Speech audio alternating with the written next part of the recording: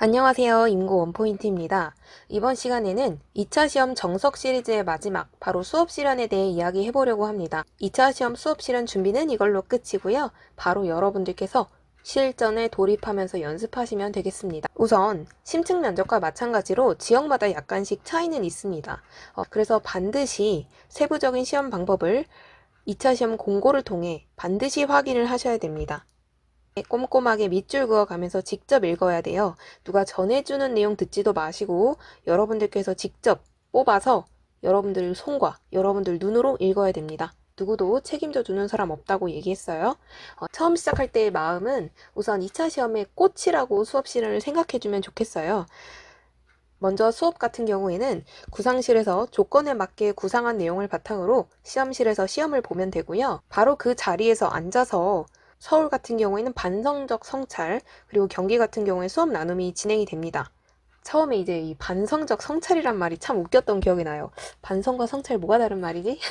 싶었지만 우리는 수험생이니까 크게 의문을 갖지 않고 진행을 합니다. 네. 그런데 이런 면접이 전혀 부담스러운 게 아니에요. 우리가 심층 면접 볼 때처럼 그렇게 준비할 거는 크게 많진 않고요.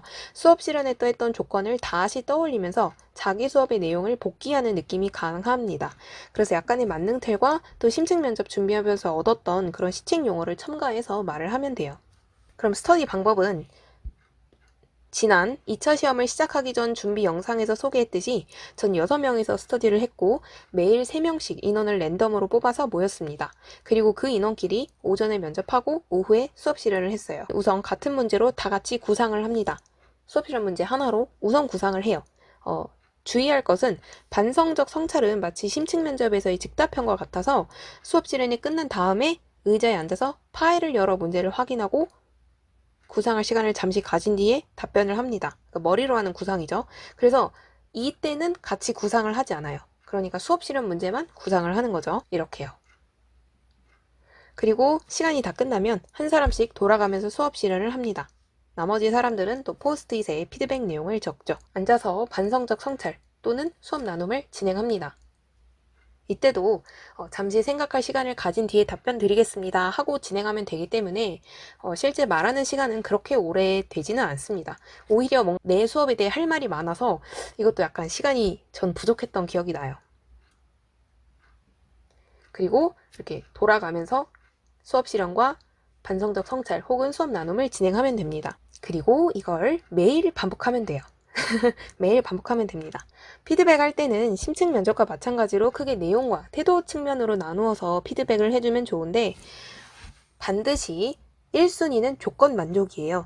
제가 과정한 때도 말씀을 이미 드렸지만 수업엔 정답이 있지가 않습니다. 그런데 우리는 선발을 해야 하기 때문에 조건을 넣어서 정답이 있는 수업을 만들죠.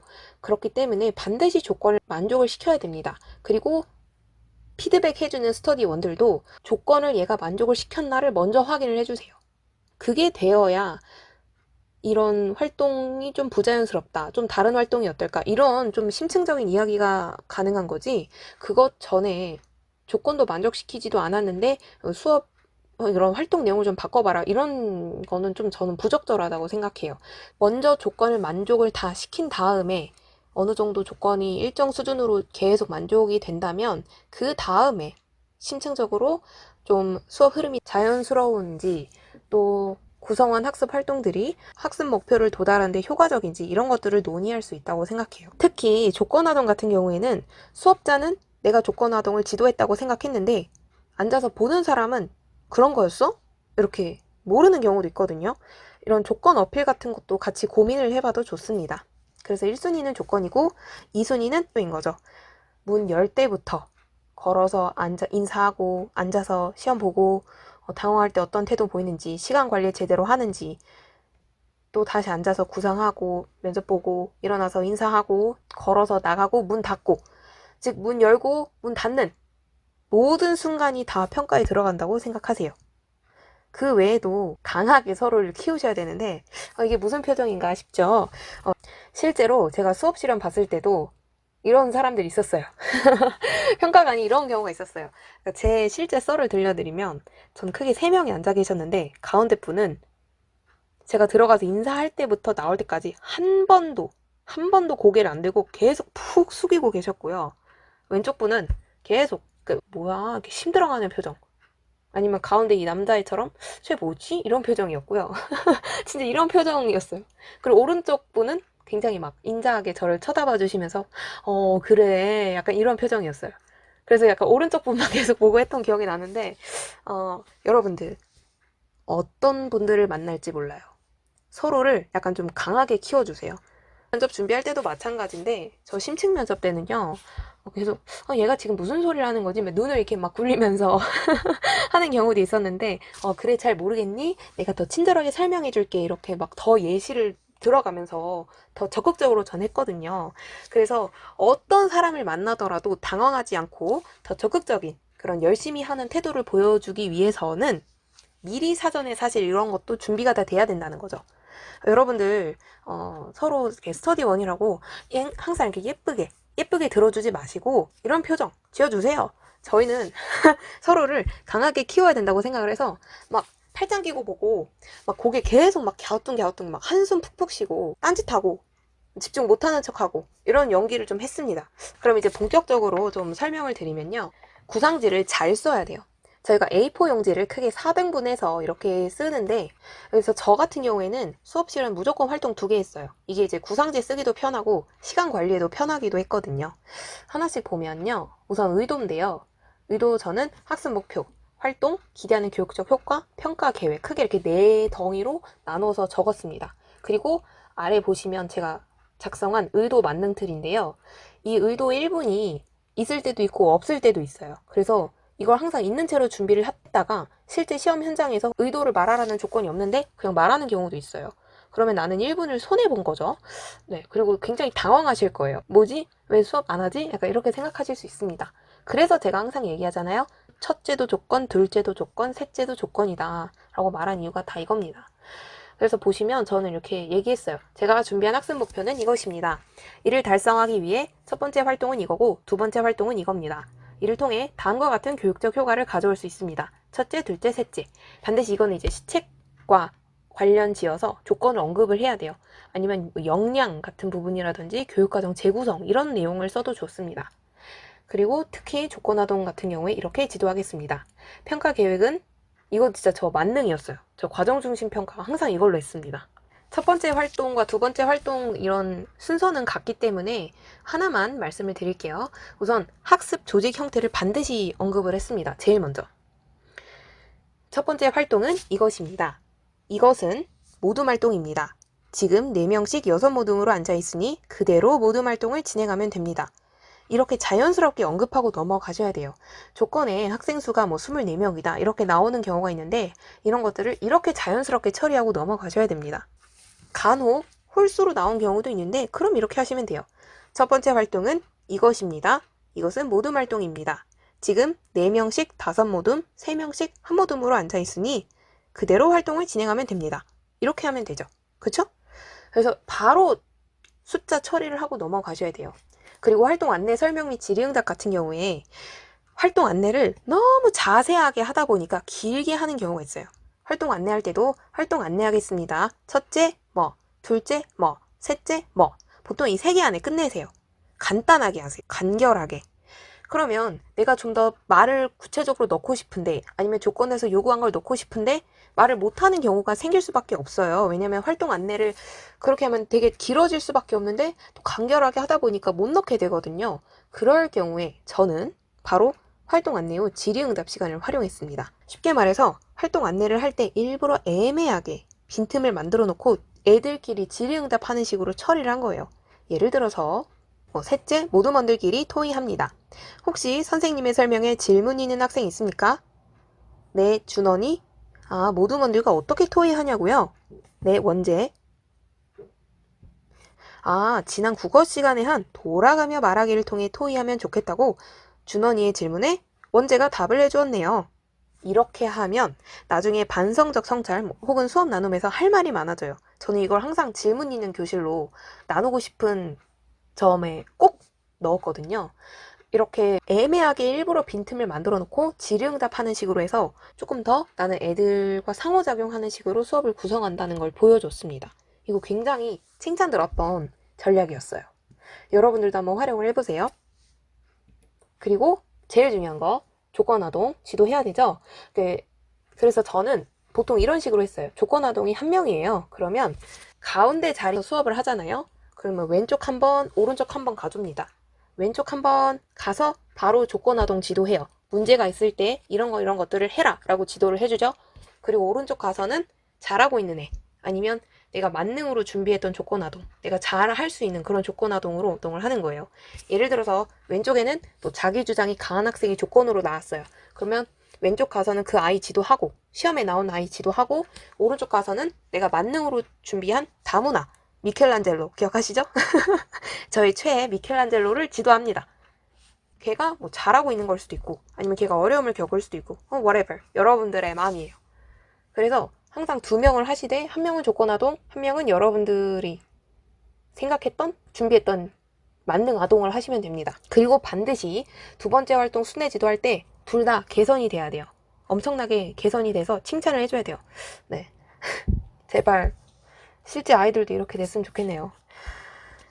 얼마나 그리운지 모릅니다, 이때가. 제가 아래 또 링크에 걸어뒀어요. 네이버 카페 초등인고 원포인트 들어가셔서 다운받으셔도 되고, 아래 링크 들어가셔서 바로 사이트 들어가셔서 다운받으셔도 됩니다. 그래서 순회 지도할 때 피드백을 오른쪽에 다 만능으로 정리를 해놓은 거고요. 그리고 이거는 좀 뭔가 피드백의 유형별로 정리를 해놓은 거예요. 그리고 이제 발표를 시킬 때 발표 내용은 강론 내용. 진짜 한 2개 정도만 얘기해도 돼요. 충분해요. 가안호흡 이런 경우가 있어요. 수업 실현을 준비를 하는데 강론 내용을 다시 공부해야 되나요? 이렇게 질문하는 수험생분들이 계신데, 저는 1차 시험을 진짜 열심히 하셨다면 안 봐도 된다고 생각합니다. 보통 2차 시험에서는 강론 내용을 물어보는 게 주가 절대 아니에요. 그런 거는 1차 시험 때 다 이미 시험을 봤다고 생각을 해요. 2차 시험 때는 그걸 가지고 네가 어떻게 전개를 해나가냐가 포인트이기 때문에, 여기서 강론 공부를 하는 건 좀 포인트가 빗나간 겁니다.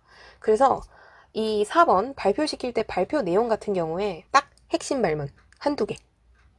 그래서 첫 번째 활동할 때 하나, 두 번째 활동할 때 하나, 총 2개 정도 썼어요. 저는 강론 내용 많이 넣지도 않았습니다.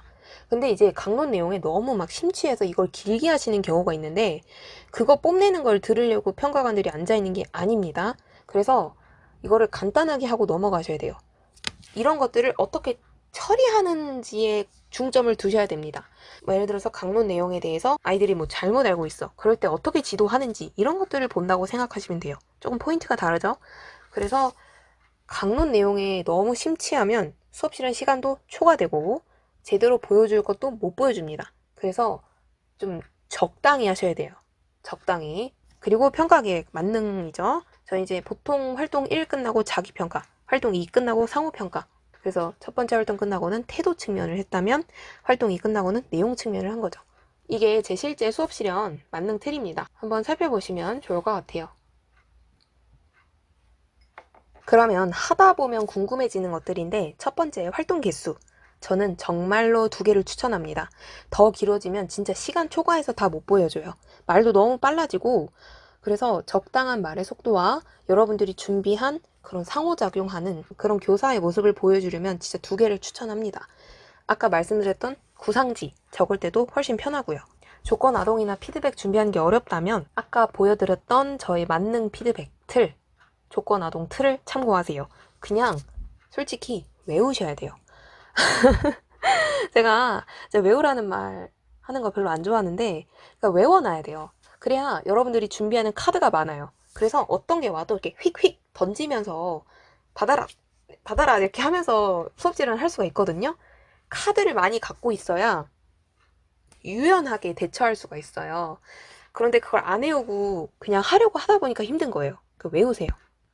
죄송합니다. 외우세요. 3번째, 저 이거 가지고 진짜 할 말이 많거든요. 저도 그랬고 작년에 애들 피드백 해주면서도 진짜 많이 들었던 질문인데, 유튜브 찾아보니까 화려하신 분들이 너무 많다. 근데 나는 그렇지가 못한다.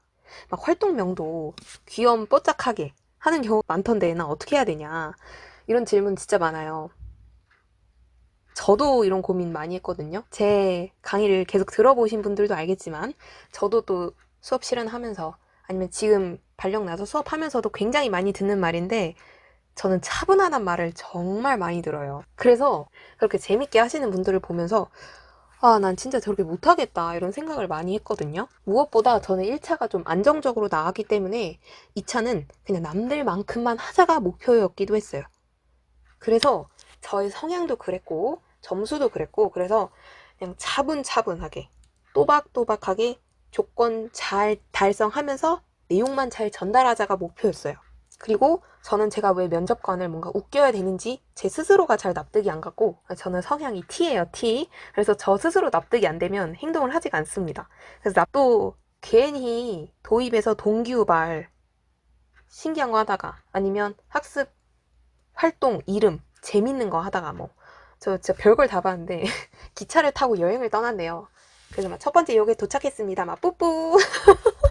아, 진짜 못하겠어. 이런 거를 하시는 분들도 계셨어요. 근데 문제는 그분들이 뭐냐면 그런 걸 하다가 시간이 부족해서 조건을 다 달성하지 못한 채 썰리는 거예요. 그러니까 그 수업실을 한창 하다가 그만 이런 소리를 듣는 거예요. 그런 동기들, 또 후배들을 보면서 아, 이런 거에 대한 진짜 강한 회의감이 들었습니다. 활동명, 학급 구호 이런 거에 집착을 하시는 경우들이 있는데 아, 제가 진짜 수십 명 보고 또 피드백 해봐서 알지만 그거 하나에 그 사람의 교육관이 솔직히 전혀 전달되지 않거든요. 제가 이렇게 가만히 앉아서 들으면 아, 그냥 또 형식적인 구호인가 보다 그냥 아무 생각 없이 지나가요. 그리고 무엇보다 그런 구호나 활동 이름 같은 것도 다 비슷비슷해요. 차이점이 느껴지지가 않아요. 다 뭐 이래요. 함께, 행복, 성장, 사랑, 나눔, 배려 다 이런 거 들어가잖아요.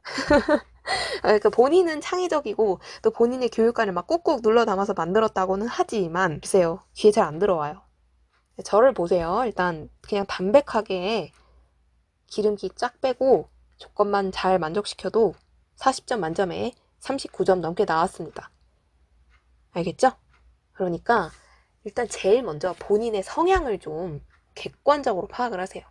본인이 아나운서형인데 막 코미디언형을 도전하면은 본인 스스로가 일단 힘들고요. 보는 사람도 힘들어요. 보는 사람도 힘들거든요. 네. 그러니까 막 점수를 진짜 빼어나게 뒤집어야겠다라는 그런 간절함이 있는 분이 아니라면 솔직히 1.5배수 중에 반절 이상은 넉넉하시거든요. 그래서 그냥 아나운서형으로 그냥 가시는 것도 정말 저는 괜찮다고 봅니다. 본인한테 어울리지 않는 옷을 입어서 이상하게 보이는 것보단 그냥 그게 훨씬 나아요. 그리고 생각보다 코미디언 형이 많지가 않습니다. 거의 한 10명 중에 1명 거리예요. 그런데 본인은 아나운서형인데 막 코미디언 형을 하고 있어. 진짜 어떻게 말씀을 드려야 될지 참 난감합니다. 그리고 유튜브에 올리실 정도면 굉장한 재능이 있는 분들이겠죠? 올리는 이유가 있어요. 잘 보여주기 좋으니까 올리는 거라고요. 그러니까 그거에 너무 자괴감 안 느끼셨으면 좋겠어요. 진짜로. 진심입니다. 알겠죠? 그 외에도 제가 작년에 약 20명 가까이 공식적으로 좀 피드백 해드리면서 느낀 것들을 정리한 게 있어요. 책을 통해 살펴보면서 수업 실현 준비하는 과정에서 꼭 도움을 받을 수 있도록 하면 좋겠습니다. 이건 약간 심층적인 내용들이니까 우선 제가 영상에서 소개해드렸던 방법대로 충분히 하시고 좀 공부하면서 아, 이런 건 어떻게 해야 되지? 생각이 들 때 그때 한번 책을 펴서 확인을 해보시면 좋을 것 같아요. 네, 이렇게 해서 수업 실현은 이 정도로 해서 마무리 짓도록 하겠습니다. 지금까지 들어주셔서 너무너무 감사하고요. 다음 시간에는 신규의 관점에서 바라본 2차 시험과 관련 지은 현장 이야기, 그리고 최근에 바뀌고 있는 교육과정 변화 동향, 이런 것들을 소개해 드리도록 하겠습니다. 그럼 다음 영상에서 만나요. 그때까지 공부 열심히 해요. 그럼 안녕! 안녕하세요. 인고 원포인트입니다. 이번 시간에는 지난 과정안의 정석에 이어 면접의 정석이란 주제로 찾아뵙게 되었습니다. 2차 시험 면접 준비는 이걸로 끝이고요. 바로 여러분 실전에 들어가시면서 계속 부딪히고 연습하시면 됩니다. 우선 들어가기 앞서 안내 드릴 게 있는데 세부적인 시험 방법은 매해 조금씩 달라집니다. 그래서 반드시 2차 시험 공고가 이제 1차 시험 합격 발표와 같이 나오게 되는데 이걸 반드시 여러 번 읽어야 돼요. 꼼꼼하게 밑줄 그어가면서 직접 읽어야 돼요. 누가 전해주는 내용 대충 듣지 말고 직접 여러분 손과 눈으로 읽어야 돼요. 왜냐하면 누구도 책임져주는 사람이 없거든요. 그러니까 올해도 어떻게 바뀔지 몰라요. 각 시도교육청 홈페이지 들어가셔서 반드시 확인을 하셔야 됩니다. 구상형과 즉답형으로 크게 나뉘게 되는데요. 둘 다 마찬가지예요. 처음 시작할 때는 이런 마음으로 시작하시면 되는데 무조건 따라 말해보는 게 중요해요.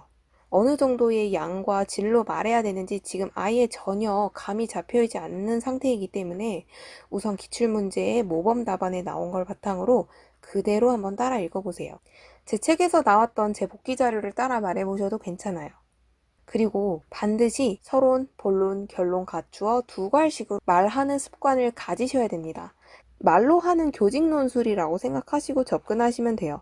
특히 구상형이 이런 부분이 굉장히 심합니다. 왜냐하면 미리 구상할 시간을 주기 때문에 이런 것들을 조금 더 엄격하게 지켜주셔야 돼요. 그러면 서론은 보통 이제 문제에 등장한 키워드에 대해서 내가 아는 시책이나 교육학 지식을 뽐내는 거라면, 결론은 교직에 나가서 앞으로 어떤 태도로 임할 것인지 어떤 여러분 신규로서의 열정을 보여주시면 됩니다. 사실 서론 결론 거의 안 듣게 되고 본론의 조건을 갖춰서 말하는 게 중요해요. 교직 논술 여러분 해봐서 알잖아요. 서론 결론 그냥 형식적인 거 아시죠? 네, 그렇게 접근하시면 됩니다. 그럼 공부하는 방법은 크게 개인적으로와 스터디와로 나뉘게 되는데, 책이랑 각 시도교육청의 SNS를 공부를 하셔야 돼요.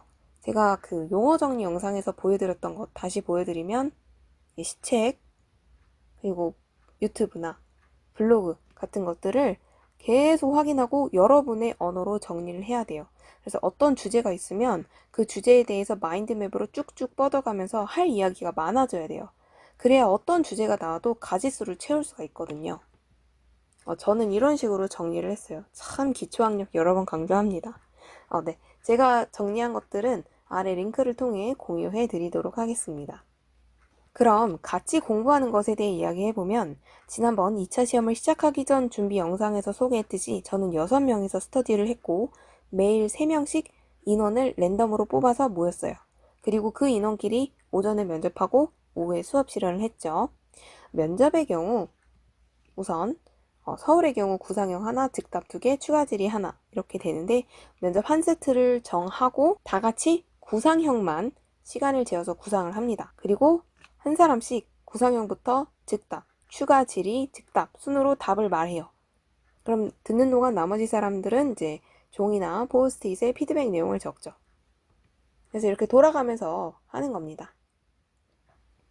모두 끝난 다음에는 이렇게 포스트잇 같은 걸 나눠주면서 면접을 봤던 순서대로 피드백을 해주죠. 그리고 이걸 매일 반복하시면 됩니다. 그럼 어떤 걸 피드백을 해줄까? 크게 저희 스터디는 내용과 태도 측면으로 나누어서 피드백을 해줬어요. 내용적인 측면은 조건을 잘 지켰나, 말한 논지들이 명확하게 나뉘어서 가지수가 다 채워지는가, 이런 것들을 확인을 했는데 이게 1순위예요. 근데 가지수, 제가 계속 가지수를 강조를 하는데 이게 뭐냐면, 예를 들어서 어떤 문제에 대한 답으로 이렇게 말하는 경우가 있습니다. 첫째, 기초학력 향상에 노력한다. 둘째, 책임 교육을 실천한다. 지금 공부를 하나도 안 한 상태에서 들으면 뭐야, 다른 건가? 다른 거 같은데? 싶겠지만, 공부를 진짜 조금이라도 하셨으면 똑같은 말이잖아 라는 걸 아실 거예요. 겉에 들리는 말은 다르지만 본질적으로 똑같은 말이기 때문에 본인은 2개를 말했다고 해도 1개로 인식이 된다는 거죠. 그래서 제일 중요한 건 항상 문제에서 요구하는 걸 제대로 말하는지, 이제 조건, 말해야 되는 개수 이런 걸 잘 지키는지, 이런 게 제일 중요합니다.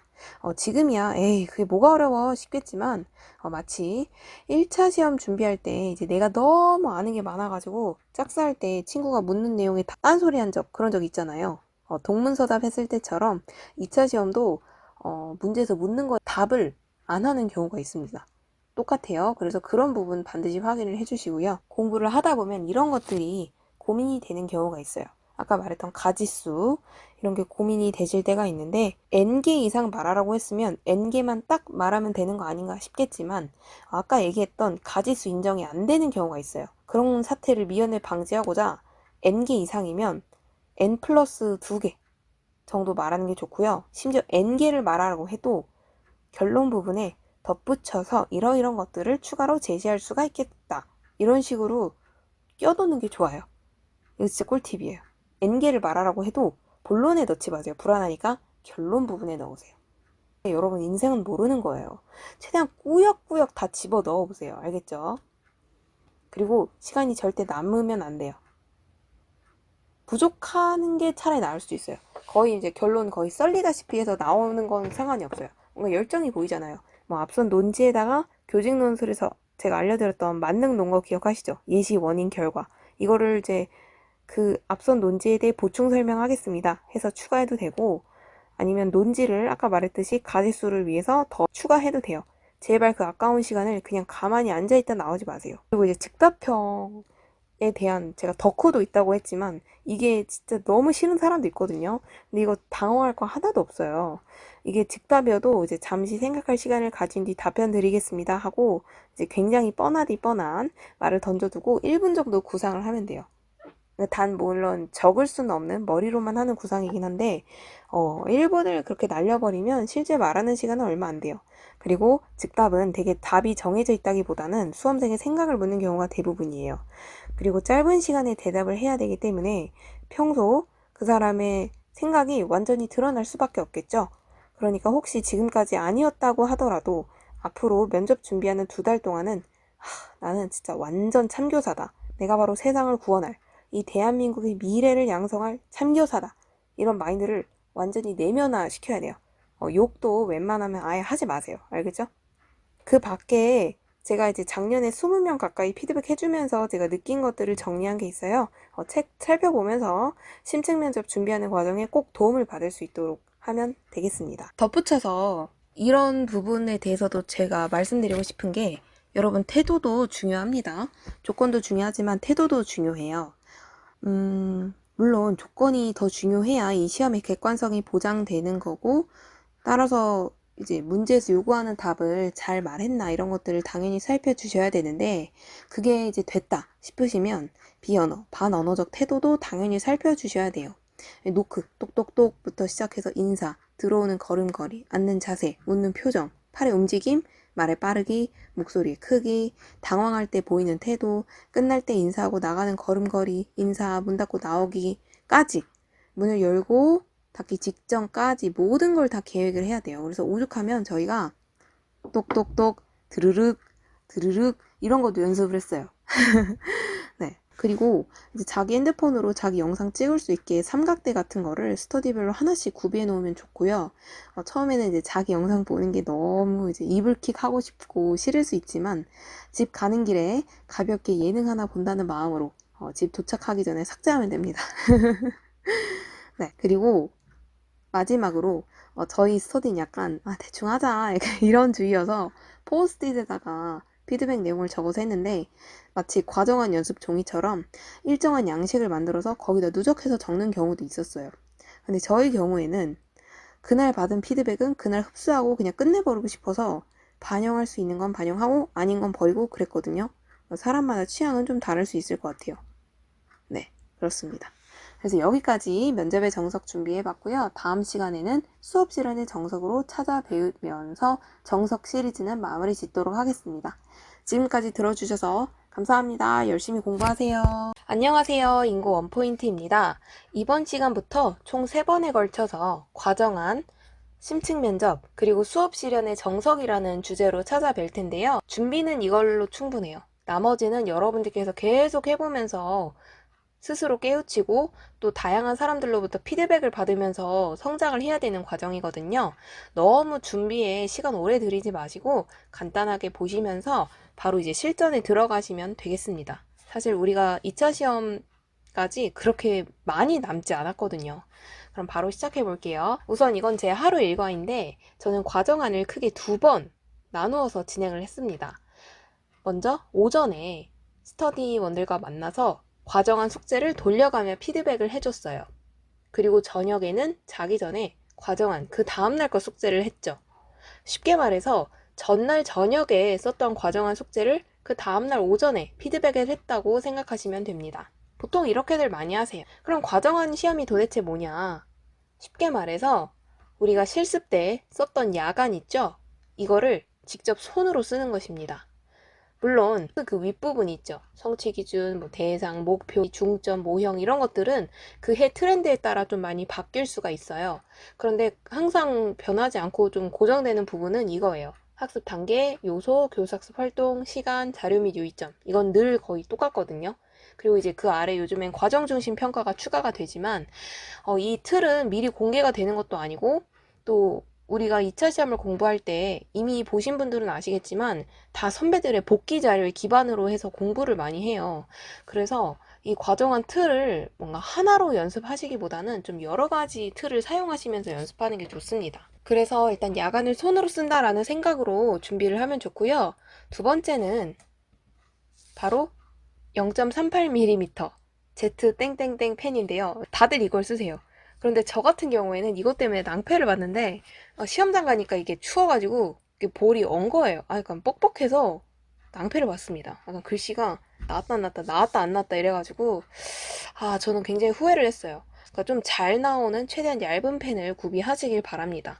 다음으로 교직 논술 연습 종이처럼 앞뒤로 많이 복사를 해놓으세요. 나중에 복사 때문에 스트레스 받는 일 없게 미리미리 많이 준비를 해놓는 게 좋습니다. 첫 시작은 교직 논술처럼 필사로 시작하는 게 좋아요. 한 3-4번 필사해보면 어떤 일정한 틀과 양식이 있음을 발견하게 되는데 마치 교직 논술의 서론과 결론처럼요.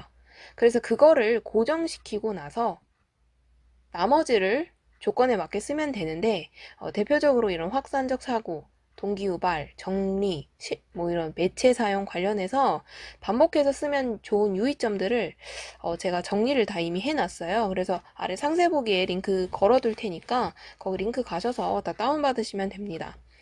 마치 여러분들이 교직 논술 서론 결론 기계가 됐듯이 조금만 지나면 기계가 됩니다. 처음에 좀 막막할 뿐이지 조금만 하면 다 기계가 돼요. 네, 그래서 여러분들께서는 이런 패턴은 빨리 파악을 하셔서 좀 익숙하게 쓰시고 나머지 수업 부분을 고민을 하시면 돼요. 그러니까 도입 정리가 아닌 전개 부분을 고민을 하시면 된다는 말이죠. 이 전개 부분을 공부할 때도 마찬가지로 기출을 통해서 공부를 하시면 좋은데 그냥 이제 어떤 수업 목표를 주고 수업을 짜세요 하면 솔직히 어떤 수업에 우리가 정답이 있는 건 아니잖아요. 근데 우리는 이걸 선발을 해야 되고 정답이 있게 하기 위해서는 조건을 줍니다. 그래서 어떤 특정 조건을 왼쪽 표와 같이 주면 오른쪽과 같이 과정 안에 이런 표현들을 통해 구현을 해내야 되는 거예요. 그래서 이런 다양한 표현들을 여러분들께서 기출 분석을 통해 습득을 하셔야 됩니다.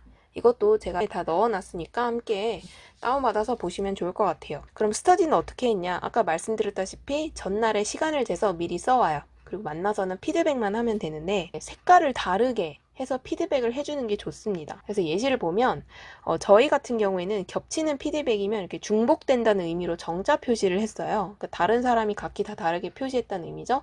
그 파란색 학생이 그 밑줄 긋고 1번 조건을 만족시켰다. 그리고 빨간색 학생도 나도 그렇게 생각한다. 주황색도 나도 그렇게 생각한다. 보라색도 나도 그렇게 생각한다. 이런 의미인 거죠. 그래서 이 1번 넘버링의 의미가 뭐냐면 그 우리 과정한 문제에 1번 하고 나온 그 조건이 있죠. 그 조건이 여기에 반영됐다. 이런 의미입니다. 그래서 조건의 번호를 과정 안에 밑줄 긋고 그 옆에 표시하는 식으로 조건 만족 여부를 확인하는 것이죠. 그런데 이렇게 쓸 수도 있죠. 보라색 학생은 나는 잘 안 느껴져. 이렇게 쓸 수도 있는 거예요. 또 이렇게 조건을 누락했으면 이렇게 어떻게 했으면 좋겠는지 예시를 이렇게 써주는 거죠. 제일 중요한 건 1순위는 바로 조건을 만족했는지 체크하는 것입니다. 조건 이외의 내용들은 뭐 수업의 흐름이 자연스러웠는지 아니면 이 수업이 학습 목표 도달에 효과적이었는지 봐주는 건데 사실 이제 2순위 같은 경우에는 조금 그렇게 중요하게 보진 않는 것 같아요. 과정한 채점하시는 그 선생님 통해서 제가 얘기를 들은 적이 있는데 그냥 그분도 기계가 된다고 합니다. 그래서 이 조건이 있으면 그냥 동그라미 치고 넘어간대요. 왜냐면 그분도 채점을 해야 집에 갈 수가 있대요. 당일에 채점을 한대요.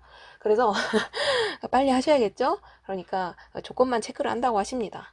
그래서 뭐 이순위 같은 경우에는 여러분들의 이런 질적 향상에 도움이 되겠지만 단기적인 점수 향상에는 크게 도움은 되지 않는다. 그래도 저는 이 순위도 여러분들이 좀 고민을 해보셨으면 좋겠는 게, 우리가 뭐 시험 합격하고 끝나는 게 아니잖아요. 나중에 발령 나시고 계속 수업을 하셔야 되고, 또 이게 다 직간접적으로 수업 실현과도 연관이 될 수밖에 없어요. 우리는 이제 과정안이랑 수업 실현을 분리해서 시험을 보지만 사실 과정안을 수업을 하면 되는 거잖아요. 그래서 그 과정안을 가지고 수업할 수 있는 게 진짜 그게 교사의 능력이기 때문에, 여러분들께서 지금은 수험생이니까 1순위 조건 만족에 최우선을 두지만 여유가 되신다면 2순위도 생각해 보시면 좋겠습니다. 이건 잔소리. 그리고 이제 계속 공부를 하다 보면 고민되는 것들이 있을 거예요. 아, 활동 개수 2개 할까 3개 할까? 이거는 뭐 실습 때도 고민을 하셨을 것 같은데, 저는 수업 실현도 항상 2개를 해요. 그 이유는 나중에 이제 수업 실현의 정석이라는 제목으로 찾아뵐 때 다시 말씀드리겠지만, 어쨌거나 저는 수업 실현도 항상 2개를 해왔기 때문에 과정안도 2개를 합니다. 학습 목표가 되게 이제 뭘 알고 표현할 수 있다는 느낌으로 서술이 돼요. 그래서 활동 1은 알아보는 거고 2는 표현하는 걸로 구성을 보통 많이 하죠. 다음으로 활동 아이디어를 어디서 얻나? 우선 실습하면서 모아뒀던 과정안 자료를 볼 수도 있고, 또 스터디하면서 과정안 돌릴 때 같은 문제에 대한 답을 서로 쓴 거니까 여러 가지 활동이나 발문 확인하고 그걸 내 걸로 만들 수도 있고, 또 기출 분석을 하면서 아이디어를 얻을 수도 있죠. 그리고 마지막 질문은 수업 실현처럼 활동을 되게 자연스럽게 효과적이게 그렇게 짜야 될까? 아까 말씀드렸지만 과정안과 수업 실현 준비를 따로 한다고 생각하지 말고 같이 한다고 생각하세요. 그러니까 수업 실현에서 길게 풀어 말하는 거를 과정안에서는 핵심 발문과 유의점으로 압축해 적는다고 생각하세요. 그래서 수업 실현에서 학습 목표에 따른 활동을 조직하는 연습을 계속 하다 보면 자연스럽게 과정안의 전개 작성 능력도 향상이 됩니다. 저 같은 경우에 과정안 실제 시험 봤었을 때 일단 그 제트스트림 펜도 좀 엉망이기도 했고, 그리고 시간이 굉장히 모자랐어요. 교직론 쓸 때도 이제 줄여서 연습을 했지만 실전 가면 굉장히 긴장을 하다 보니까 이미 연습했던 거다 하더라도 여러 번 계속 다시 확인하면서 쓰기 때문에 실제로 시간이 굉장히 오래 걸리거든요. 그리고 욕심이 더 생기니까 굳이 필요하지 않는 말도 더 꽉꽉 담아서 쓰려고 하기도 하고, 그래서 거의 이제 막 정신없이 쓰다가 진짜 직전까지 쓰다가 냈었어요. 그런데 저 같은 경우에 정리 부분을 한 줄 쓰고 냈나 그랬습니다. 그래서 마무리를 제대로 못 짓고 냈어요. 그러니까 조건은 다 채웠는데 뭔가 완성도가 좀 많이 떨어졌죠. 그래서 이제 일부 감점이 일어난 것 같긴 합니다. 제가 생각하는 과정 안에서 가장 중요한 거는 뭐니 해도 조건이에요. 그래서 여러분들이 저처럼 집착하면서 쓸데없는 그런 유의점을 계속 집어넣느라고 시간을 할애하지 마시고, 우선 먼저 조건을 먼저 다 채우신 다음에 그리고 좀 쓰시면 좋을 것 같다는 생각이 듭니다. 제가 아쉬움이 남아서 이런 저의 실제 시험 썰을 바탕으로 조언을 드렸어요. 그래서 오늘은 여기까지 준비를 해보았고요. 다음 시간에는 심층 면접이라는 주제로 찾아뵙도록 하겠습니다. 그때까지 또 열심히 공부하고 있어요. 알겠죠? 그럼 다음에 만나요. 안녕.